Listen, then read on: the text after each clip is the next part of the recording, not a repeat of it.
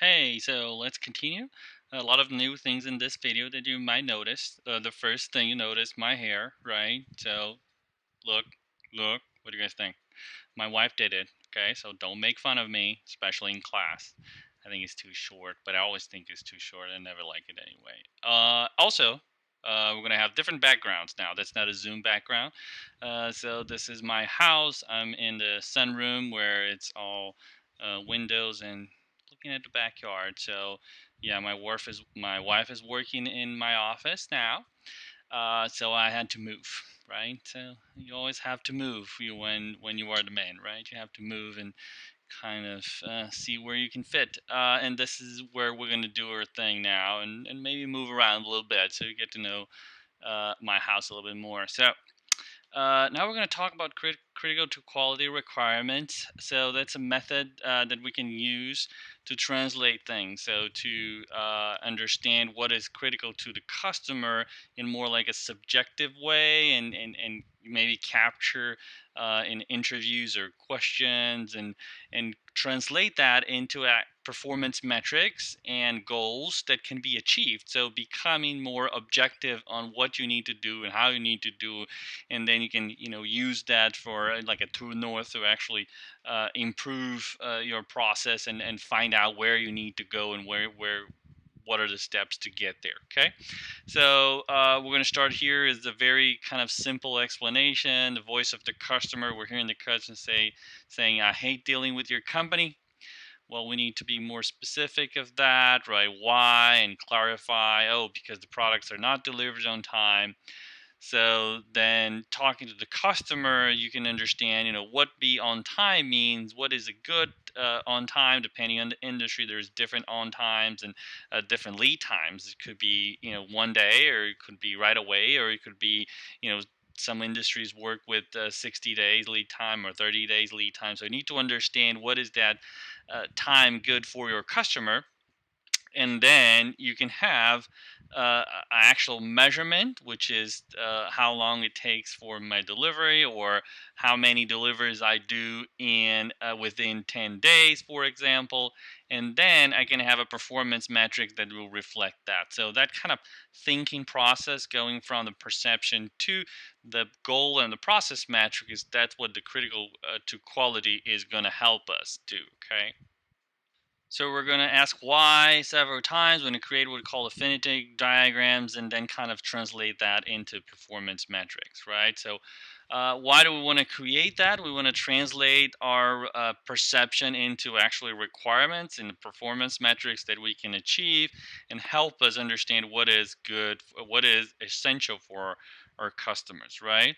We're going to do an exercise using what we call brainstorming, right? Have you ever heard about brainstorming? Probably, right? So it's like a group activity that we can do to generate new ideas. So the thought process is, let's be more creative as possible. Let's generate as much ideas as possible.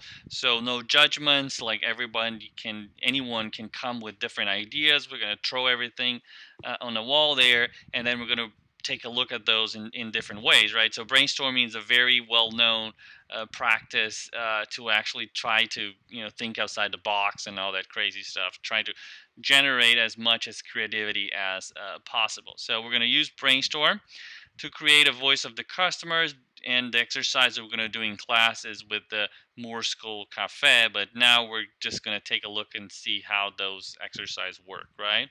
So basically the process is you generate these ideas. So to brainstorming, you collect this, or surveys, interviews, whatever it is.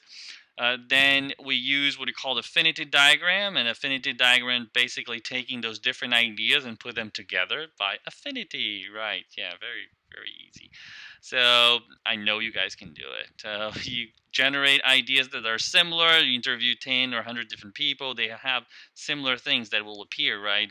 You are asked questions about your company and so forth, so on. So you group them, and then after you group them, you can create these categories. So, for example, a customer service could be one category. The quality of the meal could be another one, seating could be another one. So depending on the business, can have different categories. And then you take those categories and you break down into performance metrics, which is our Y variables. Remember, we're going to talk a lot about Y variables. These are Y variables, are performance metrics that we're going to target to improve, right, with our process improvement methods and tools, right? So you create those here, and here following we have some examples. So these are categories. So you come from different ideas, and then you translate into categories, which are these categories. Let's say timeless, accuracy, and features. And those you translate into requirements. What does timeless means? It means out in 3 days of shipment, means within 14 days of order, means paper electronic synchronization, right? So these are things that you can measure. What accuracy means for your business, right? It means the invoice accuracy, percentage of line correct, invoice header accuracy. What does features mean? Electronic payments, single point of contact. So it depends on your business. You'll have different requirements, different ways to measure things, and different things that are considered to be important, right? And we learned that in 395 or in basic operation management courses, where companies take those decisions, take strategic decisions in order to achieve some performance metrics or process capabilities, right? So they want to be, a very flexible company, a very high customization company or product, or on-time delivery, a high quality, a low cost. So these are kind of big strategies. And then here we're kind of going to more detail to find out what are the performance metrics that I need to be good at, how I'm going to measure it, and what are the targets, and what do I need to achieve to actually be good in flexibility or in another performance metric. So more detail, that example of invoices for so we have what is the metric going to look like, and what is the specification, what is the goal, and of course you need to understand how to calculate it, who is going to calculate, how often you're going to calculate, and blah blah blah, right? But it's important that we're going to talk about is that kind of process of getting from perception to performance metrics that are measurable and achievable, and kind of going to be our goal going forward.